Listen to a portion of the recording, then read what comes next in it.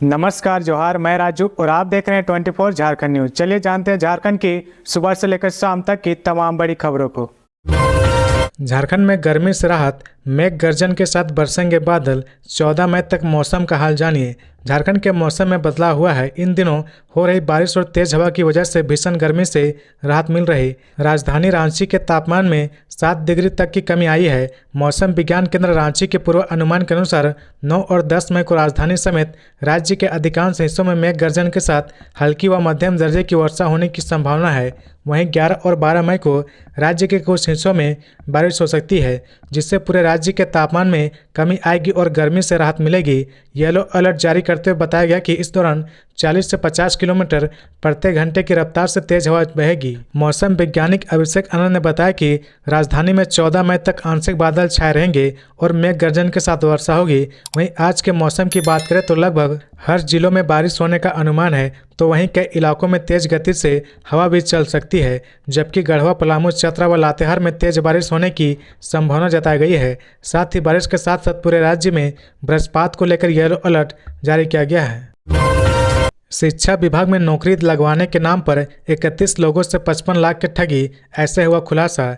गिरिडीह में शिक्षा विभाग के नौकरी लगवाने के नाम पर 31 लोगों से 55 लाख की ठगी का मामला सामने आया है। ठगी में गिरिडीह से लेकर रांची तक के लोगों की संलिप्तता सामने आई है। गिरोह में शिक्षा विभाग से जुड़े एक बीपीएम, एक सरकारी स्कूल के आईसीटी इंफॉर्मेशन कम्युनिकेशन टेक्नोलॉजी पर शिक्षक के अलावा अब तक 8 लोगों के नाम प्रकाश में आए हैं। पुलिस ने अब तक एक आईसीटी ट्रेनर को गिरफ्तार किया है, जिसने 31 लोगों के साथ ठगी करने की बात को कबूल किया है। खबर के अनुसार मुसफिल थाना क्षेत्र के गादी श्रीरामपुर निवासी पवन कुमार ने पुलिस से पूरे मामले की शिकायत की है। एफआईआर में उसने बताया कि इंस्टाग्राम के जरिए मनीष कुमार करण नामक युवक से काफ़ी दोस्ती हुई। दोस्ती के बाद मनीष ने उससे कहा कि वह उसे सरकारी नौकरी दिला सकता है। उसने बताया कि झारखंड एजुकेशन प्रोजेक्ट काउंसिल में ई कल्याण और डाटा मैनेजमेंट ऑपरेटर का बड़ा काम आया है। उसने बताया कि सेटिंग से सारा काम हो जाएगा और नौकरी भी मिलेगी। एक व्यक्ति को नौकरी दिलाने के लिए 5 लाख रुपए मांगे गए। पवन ने बताया कि तत्काल उससे 2.5 लाख रुपए ले लिए गए। पवन के बाद कोलडीहा के 2 दोस्तों पुरुषोत्तम कुमार पटवा और कैलाश जायसवाल से भी पैसे दिलवाए गए। कुल रकम 10.5 लाख हो गए। इसके बाद उसने कहा कि 12 अप्रैल को कागजों का सत्यापन किया जाएगा, लेकिन ऐसा नहीं हुआ। इसके बाद उसने कहा कि 21 अप्रैल को इंटरव्यू होगा, लेकिन इंटरव्यू नहीं हुआ।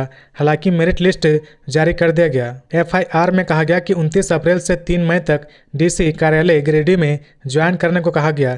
3 मई को जब वे डीसी ऑफिस पहुंचे तो उन्हें अविनाश नामक व्यक्ति से मिलाया गया, जिसने कहा कि बीआरसी में बायोमेट्रिक होगा और फिर आईडी कार्ड दिया जाएगा। पवन ने बताया कि जब उसे शक हुआ तो उन्होंने पैसे वापस करने को कहा। दबाव बनाने पर मनीष ने अशोक पात्रा के नाम से चेक दिया और कहा कि अगर नौकरी नहीं लगी तो पैसे वापस ले लेना। हालांकि दोनों चेक बाउंस हो गए। सरायकेला में ट्रेन से कटकर हाथी की मौत, ट्रेनों का परिचालन बाधित। सरायकेला खरसावां जिला अंतर्गत चांडिल मुरी रेल खंड के इचाडी पुराना रेलवे फाटक के सामने बुधवार देर रात ट्रेन से कटकर एक हाथी की दर्दनाक मौत हो गई, जिससे रेलवे का एक पुल भी बेंड हो गया। इस कारण सुबह 7 बजे तक दोनों तरफ से ट्रेनों का परिचालन बाधित रहा। सूचना मिलते हैं गुरुवार की सुबह चांडिल वन विभाग के कर्मी तिरुलडी थाना व रेलवे की पुलिस बल घटनास्थल पर पहुंची। समाचार लिखे जाने तक रेलवे की टीम घटनास्थल पर पहुंचकर क्षतिग्रस्त पुल की मरम्मती का कार्य शुरू कर दिया है। जानकारी के मुताबिक हाथी की मौत हटिया रांची ट्रेन की चपेट में आने से हुई है। सुबह जब ग्रामीणों को घटना की जानकारी मिली तो आसपास के लोग घटनास्थल पर जमा हो गए और मृत हाथी की पूजा अर्चना में जुट गए। रेलवे की टीम और आरपीएफ को जब हादसे की सूचना मिली तो मौके पर पहुंचे और मामले की जानकारी ली। इसके बाद क्षतिग्रस्त हुए पुल की मरम्मत का कार्य शुरू कर दिया गया। खबरों में आगे बढ़ने से पहले अगर अभी तक आपने इस चैनल को सब्सक्राइब नहीं किया तो प्लीज सब्सक्राइब कर ले, जिससे झारखंड की हर छोटी सी बड़ी खबर की अपडेट आप तक पहुंचता रहे। होटवार जेल के जमादार अवधेश कुमार को ईडी का नोटिस, 13 मई को पूछताछ के लिए बुलाया। साहिबगंज में 1250 करोड़ रुपए के अवैध खनन मामले के गवाहों को प्रभावित करने के मामले में ईडी ने रांची जेल के जमादार अवधेश कुमार को तलब किया है। अवधेश कुमार को 13 मई को सुबह 11 बजे पूछताछ के लिए रांची ईडी दफ्तर बुलाया गया है। मालूम हो कि ईडी ने इससे पहले जनवरी में भी अवधेश को तलब किया था, लेकिन तब कैबिनेट के फैसले का हवाला देकर अवधेश ईडी के सामने पेश नहीं हुए थे। साहिबगंज में 1250 करोड़ के अवैध खनन और ईडी के गवाह विजय हांसदा को प्रभावित करने से जुड़े मामले में ईडी ने 3 जनवरी को बड़ी कार्रवाई की थी। ईडी ने 3 जनवरी सुबह 7 बजे पूर्व सीएम के प्रेस सलाहकार अभिषेक प्रसाद उर्फ पिंटू, साहिबगंज डीसी रामनिवास यादव, डीएसपी राजेंद्र दुबे, साहिबगंज के खनन कारोबारी खुदानिया बंधु, मुख्यमंत्री के मित्र विनोद कुमार सिंह, रोशन सिंह, कोलकाता के कारोबारी अभय सरागवी, पूर्व विधायक पप्पू यादव, रांची के बिरसा मुंडा जेल के जमादार अवधेश कुमार के ठिकानों पर छापेमारी की थी। छापेमारी के दौरान एजेंसी को सेल कंपनियों के जरिए निवेश और संदिग्ध वित्तीय लेन देन के सबूत मिले हैं। बरामदी के आधार पर अब ईडी आगे की कार्रवाई कर रही है। इससे पहले भी ईडी ने अवधेश कुमार को नोटिस भेजकर पूछताछ के लिए बुलाया था। 6 जनवरी 2024 को ईडी ने साहिबगंज में 1250 करोड़ रुपए के अवैध खनन और इसी केस में ईडी के गवाहों को प्रभावित करने से जुड़े मामले में 4 लोगों को समन किया था। मुख्यमंत्री के प्रेस सलाहकार रहे अभिषेक प्रसाद पिंटू को ईडी ने 16 जनवरी को पूछताछ के लिए तलब किया था। वहीं साहिबगंज के डीसी रामनिवास यादव को 11 जनवरी को ईडी ने बुलाया था। सीएम के करीबी मित्र और पेशे से आर्किटेक्ट विनोद कुमार सिंह को 15 जनवरी को और जेल के वार्डन अवधेश कुमार सिंह को 11 जनवरी को उपस्थित होने का समन दिया गया था। मंत्री आलमगीर आलम के ओएसडी संजीव लाल की पत्नी पहुंची ईडी दफ्तर, पूछताछ शुरू। मंत्री आलमगीर आलम के आप्त सचिव संजीव लाल की पत्नी ईडी दफ्तर पहुंच गई है। रीता लाल से पूछताछ जारी है। गौरतलब है कि ईडी ने रीता लाल को समन कर सुबह 11 बजे पूछताछ के लिए बुलाया था। ईडी की टीम उनसे बरामद पैसों के बारे में पूछताछ करेगी। सूत्रों से मिली जानकारी के अनुसार रीता लाल से पुलिस पति संजीव लाल के सामने बिठाकर पूछताछ कर सकती है।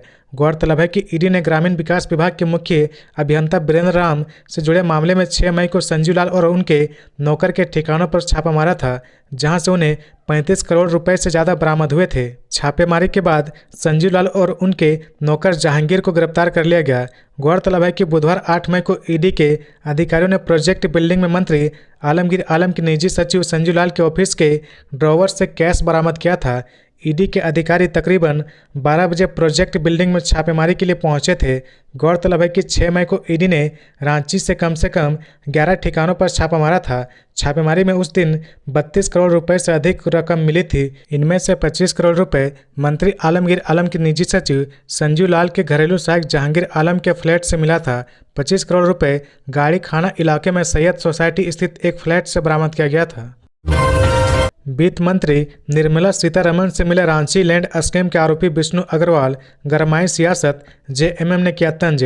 रांची के होटल रेडिएशन ब्लू में वित्त मंत्री निर्मला सीतारमण से झारखंड के बड़े उद्योगपति में शुमार विष्णु अग्रवाल ने मुलाकात की। इस मुलाकात के बाद झारखंड मुक्ति मोर्चा हमलावर हो गया। जेएमएम ने इस मुलाकात के कई मायने निकालते हुए सोशल मीडिया पर एक पोस्ट किया। लिखा है कि हाथ कंगन को आरसी क्या, पढ़े लिखे को फारसी क्या, झारखंड की जनता सब विष्णु बाबू लीला देख और समझ रही।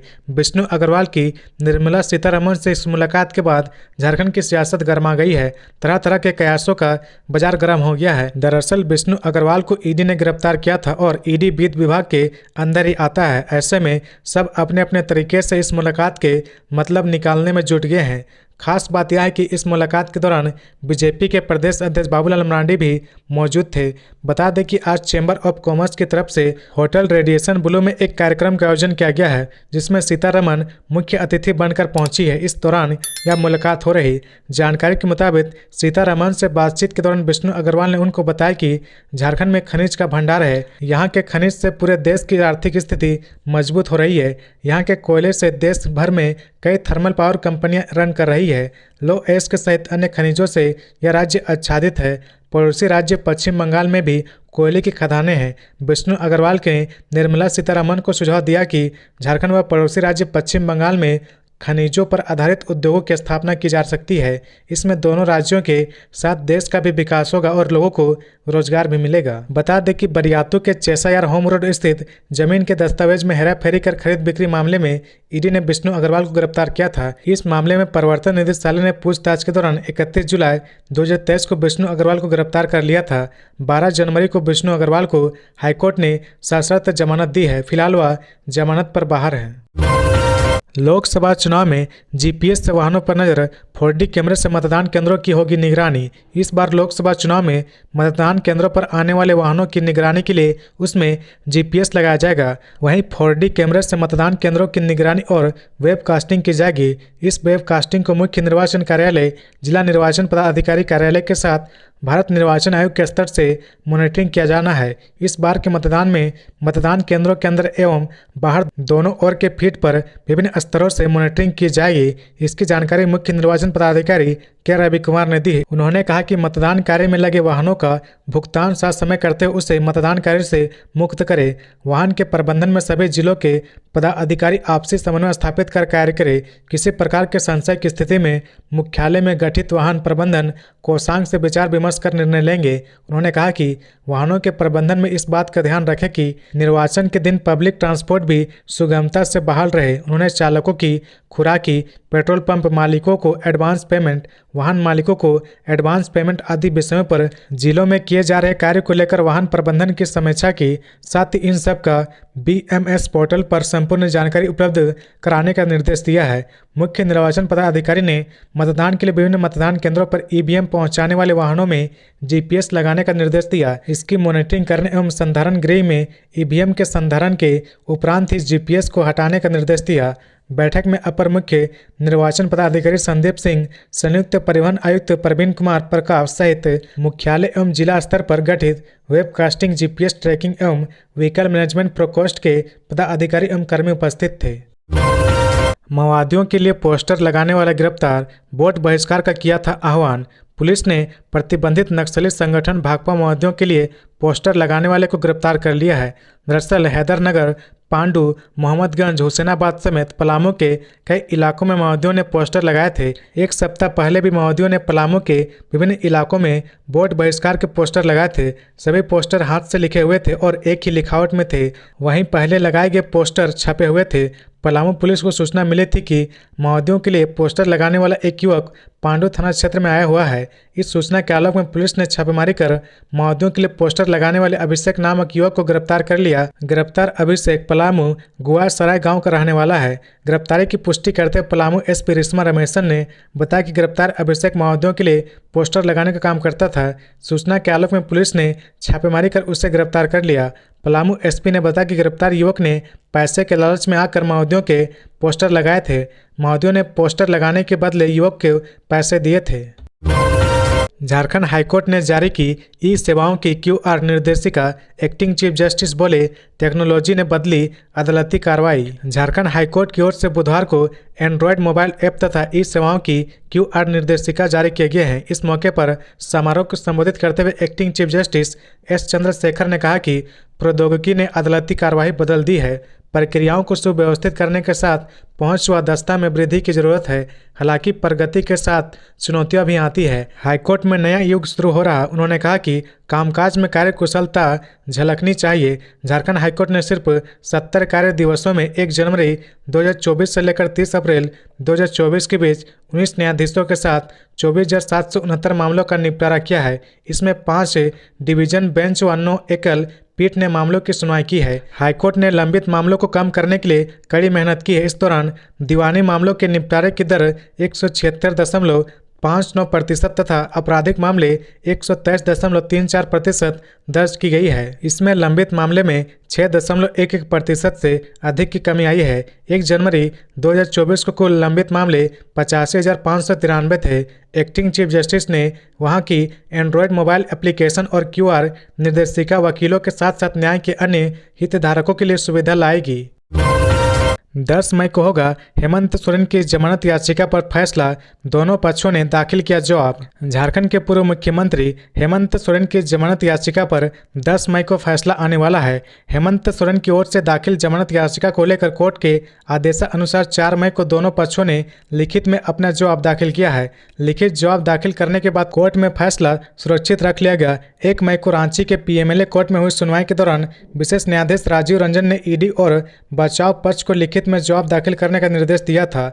हेमंत सोरेन के वकील प्रदीप चंद्रा ने बताया कि कोर्ट की तरफ से स्पष्ट कर दिया गया कि जमानत याचिका पर फैसला आगामी 10 मई को सुनाया जाएगा।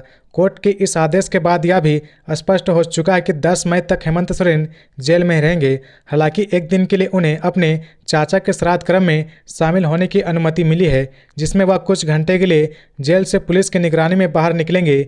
1 मई को हेमंत सोरेन की ओर से वरिष्ठ वकील कपिल सिब्बल ने ऑनलाइन माध्यम से पक्ष रखा था। बता दें कि हेमंत सोरेन बड़गई अंचल के 8.5 एकड़ जमीन को गलत तरीके से हासिल करने के मामले में विगत 31 जनवरी 2024 को गिरफ्तार किए गए थे, जिसके बाद ईडी ने उन्हें कई दिनों तक रिमांड पर रखकर लंबी पूछताछ की थी। अब देखने वाली बात होगी कि हेमंत सोरेन के बेल याचिका पर आगामी 10 मई को क्या फैसला सुनाया जाता है। पुलिस के जिम्मे सचिवालय की सुरक्षा, फिर कैसे घुस गए ईडी? सीएस ने डीजीपी से पूछा तो यूं भड़के बाबूलाल। कल 8 मई को ग्रामीण विकास मंत्री आलमगीर आलम के पीएस संजू लाल के सचिवालय स्थित चैम्बर की तलाशी लेने के बाद मुख्य सचिव एल ख्यांगते ने डीजीपी अजय कुमार सिंह से सवाल पूछा है। मुख्य सचिव ने पूछा कि सचिवालय की सुरक्षा पुलिस के जिम्मे है, तो फिर ईडी की टीम कैसे अंदर पहुंच गई? बता दें कि यह पहला मौका है जब सचिवालय या प्रोजेक्ट बिल्डिंग के अंदर तक ईडी की टीम पहुंची है। मुख्य सचिव से इस सवाल पर झारखंड बीजेपी प्रदेश अध्यक्ष बाबूलाल मरांडी ने तंज किया है। कहा कि इस तरह से कभी भी भ्रष्टाचार पर अंकुश नहीं लग पाएगा। बाबूलाल मरांडी ने आगे कहा, बढ़िया है, कुछ बेईमान अफसरों दलालों के साथ मिलकर गरीबों को लूटिए और लुटाइए। प्रोजेक्ट बिल्डिंग में एक फ्लोर में नोट का भंडार छिपाने के लिए नोट खाना बना दीजिए और फिर देश की एजेंसियां विधिवत सर्च वारंट के साथ वहां जाकर छापा मारकर पाप का खजाना और उसके सबूत जुटाए जाए तो राज्य की पुलिस से जांच करने से रोकवाए, बाधा डालिए। साथ ही उन्होंने सीएम चंपा सोरेन से कहा कि झारखंड कोई तालिबानी देश नहीं है, यह भी देश के कानून और कोर्ट कचहरी से चलता है। देश की एजेंसियों का काम ही देश के किसी भी कोने में जमा और तहखाने में छिपाए गए काला धन को बरामद कर बेईमानों को जेल भेजना है, चाहे वह मुख्यमंत्री हो, मंत्री हो या कोई सरकारी कर्मी हो। ये सब गैर कानूनी काम मत करिए, वरना आप लोगों का भी वही हाल होगा जो एक्सीडेंटल राजकुमार हेमंत का हुआ है। कोयला खदान में ड्राइवर और निजी सुरक्षा कर्मियों के बीच मारपीट, गार्ड ने की हवाई फायरिंग। पाकुड़ में दिलीप बिल्डकॉन की कोयला खदान में बुधवार को चालक और सुरक्षा कर्मियों के बीच जमकर मारपीट हुई।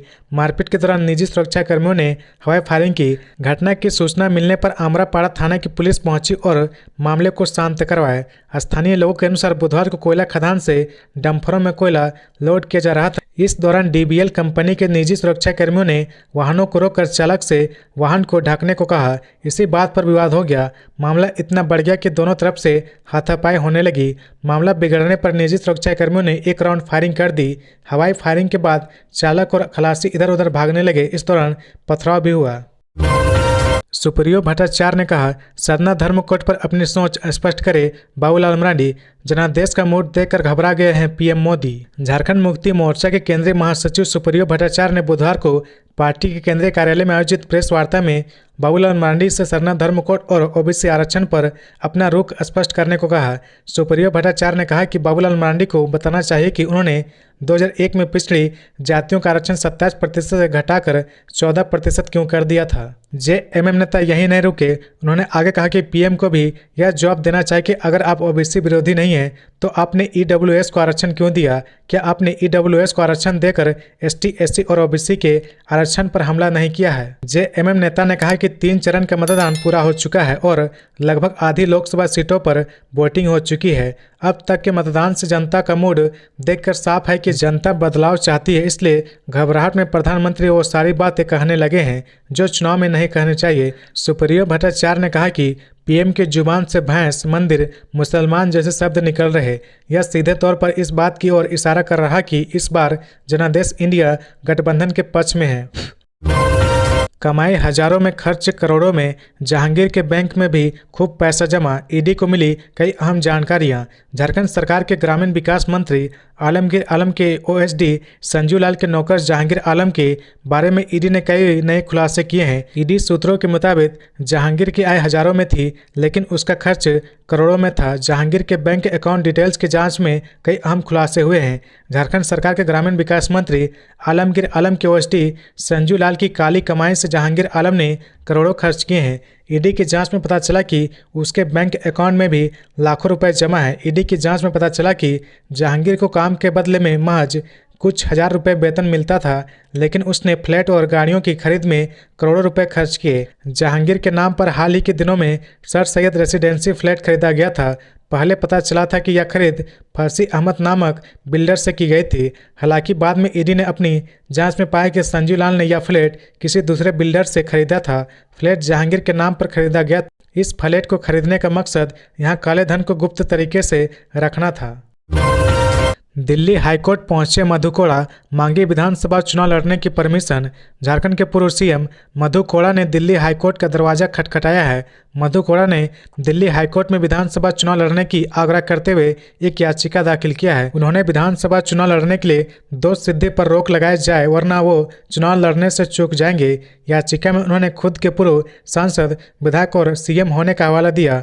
गौरतलब है कि झारखंड में इसी साल विधानसभा चुनाव होना है। अगर उनकी दोष सिद्धि पर रोक नहीं लगा तो वे चुनाव लड़ने से चूक जाएंगे। मिली जानकारी के अनुसार बुधवार को दिल्ली हाईकोर्ट में सुनवाई के दौरान सीबीआई ने इस याचिका का विरोध किया और कहा कि पूर्व में हाईकोर्ट ने ऐसी याचिका खारिज कर दी है। हाईकोर्ट ने दोनों पक्षों को सुनने के बाद अगली सुनवाई 13 अगस्त 2024 को रखी है। कोड़ा ने अपने याचिका में कहा कि साल 2017 में उसकी क्रिमिनल अपील पेंडिंग है। साल 2020 में अदालत के द्वारा दिए गए आदेश के 4 साल गुजर गए, लेकिन मामले को सुनवाई के लिए अब तक सूचीबद्ध नहीं किया गया है। बता दें कि मधु कोड़ा झारखंड के पूर्व सीएम है। उनकी पत्नी गीता कोड़ा इस लोकसभा चुनाव सिंहभूम से बीजेपी की प्रत्याशी है। खुद पीएम मोदी ने गीता कोड़ा के पक्ष में चाईबासा में चुनावी सभा कर जनता से वोट की अपील की है। आपको बता दें कि साल 2017 में हाईकोर्ट ने मधु कोड़ा को भ्रष्टाचार के मामले में 3 साल की सजा सुनाई थी और 5 लाख रुपए जुर्माना लगाया था, लेकिन साल 2018 में मधु कोड़ा को इस मामले में बेल दे दी गई थी और जुर्माने पर रोक लगा दी गई थी। इसके बाद वर्ष 2020 में मधु कोड़ा ने दिल्ली हाईकोर्ट में अर्जी देकर सजा समाप्त करने की मांग की थी, जिसे कोर्ट ने खारिज कर दिया था। नेशनल लॉ यूनिवर्सिटी के सामने पड़ती जमीन पर कब बनेगी 4 दीवारी, गृह विभाग ने खड़े किया हाथ। हाईकोर्ट ने उच्च शिक्षा विभाग से मांगा जवाब। राजधानी में कांके स्थित नेशनल लॉ यूनिवर्सिटी झारखंड को मूलभूत सुविधा उपलब्ध कराने के मामले में बार एसोसिएशन की ओर से दायर जनहित याचिका पर जस्टिस रंगन मुखोपाध्याय और जस्टिस दीपक रोशन की अदालत में सुनवाई हुई। गृह विभाग की प्रधान सचिव वंदना दादेल वर्चुअली उपस्थित हुई।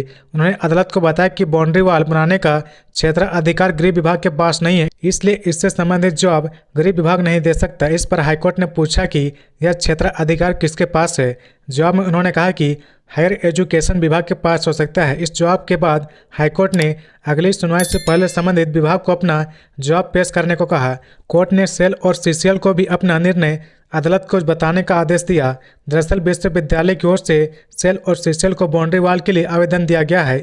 इस पर उन्हें निर्णय लेना है। मामले की अगली सुनवाई 14 जून को होगी। जेएमएम के कार्यकर्ता सम्मेलन में मथुरा महतो के पक्ष में के तिवारी ने दी ये दलील। तोपचांची प्रखंड अंतर्गत ढांगी पंचायत के रोवाम बागमारा में जेएमएम का कार्यकर्ता सम्मेलन हुआ। सम्मेलन के तिवारी के आवास पर आयोजित हुआ। के तिवारी ने कार्यकर्ताओं और पार्टी पदाधिकारियों को संबोधित करते हुए कहा कि मथुरा महतो विकास पुरुष और टुंडी विधानसभा में इनका कार्य काफी सराहनीय रहा। टुंडी जैसे पिछड़े इलाके में आज शिक्षा का जो दीप जल रहा वो मथुरा महतो की देन है। हर वक्त अपने क्षेत्र की जनता एवं कार्यकर्ताओं के लिए तत्पर रहते हैं। गिरिडीह क्षेत्र के संपूर्ण विकास के लिए इंडिया गठबंधन के तहत झारखंड मुक्ति मोर्चा के उम्मीदवार मथुरा महतो को तीर धनुष छाप में बटन दबाकर विजय बनाना है। के तिवारी ने कहा कि गिरिडीह के विकास के लिए मथुरा महतो की आवाज दिल्ली तक गूंजे। वहीं खोरठा गीतकार विनय तिवारी ने कहा कि भाषा एवं संस्कृति के संरक्षण एवं विकास के लिए मथुरा महतो को विजय बनाए। तोमचांची प्रखंड के 20 सूत्री अध्यक्ष विकास तिवारी ने कहा कि मथुरा महतो जमीन से जुड़े हुए नेता हैं। क्षेत्र के संपूर्ण विकास के लिए मथुरा महतो का जितना जरूर है। ढांगी पंचायत के अमर महतो ने कहा कि मथुरा महतो जैसे लोग ही क्षेत्र का विकास कर सकते हैं। बाबूलाल मरांडी ने झामुमो और कांग्रेस को बताया विकास विरोधी, कहा भरम फैलाती है दोनों पार्टियां। भाजपा प्रदेश अध्यक्ष पूर्व मुख्यमंत्री बाबूलाल मरांडी बुधवार को सिमडेगा के टोकू पानी में बूथ स्तरीय कार्यकर्ता सम्मेलन में शामिल हुए थे। यहां बाबूलाल मरांडी ने कहा कि आज देश की चिंता किसी व्यक्ति को है तो वह भारत के प्रधानमंत्री नरेंद्र मोदी। प्रधानमंत्री ने गारंटी दी है कि 2024 में शपथ ग्रहण के बाद 3 करोड़ नए प्रधानमंत्री आवास बनाए जाएंगे। साथ ही 2029 तक लोगों को मुफ्त राशन दिया जाएगा। देश में भूख से किसी व्यक्ति की मौत नहीं होगी। बाबूलाल मरांडी ने कहा कि झामुमो और कांग्रेस कांग्रेस झारखंड विरोधी व विकास विरोधी पार्टियां हैं। अगर यह झारखंड के हितैषी होते तो झारखंड अलग राज्य कब का बन चुका होता, लेकिन अलग राज्य का इन्होंने सौदा कर दिया। ये दोनों पार्टियां लोगों में भ्रम फैलाती है कि भाजपा सरकार आने पर जमीन लूट ली जाएगी। झारखंड में बाबूलाल मरांडी, अर्जुन मुंडा और रघुवर दास की सरकार रही है, लेकिन किसी पर जमीन के लूट का आरोप नहीं लगा है। किंतु झामुमो और कांग्रेस की सरकार बनते फर्जी कागजात बनाकर इन्होंने जमीन की लूट शुरू कर दी। सेना की भी जमीन इन्होंने नहीं छोड़ी। इसी वजह से हेमंत सोरेन आज जेल में बंद है। ये गठबंधन वाले सरकार ईडी की कार्रवाई पर केंद्र सरकार पर आरोप लगाते हैं। जब ईडी छापेमारी करती है तो कांग्रेस के सांसद के पास 300 करोड़ कैश मिलता है। साथ ही एक मंत्री के पीएस के नौकर के पास से 35 करोड़ कैश बरामद होता है। भाजपा प्रदेश अध्यक्ष ने कहा कि आने वाले समय में केंद्र और राज्य दोनों जगहों पर भाजपा की सरकार होगी।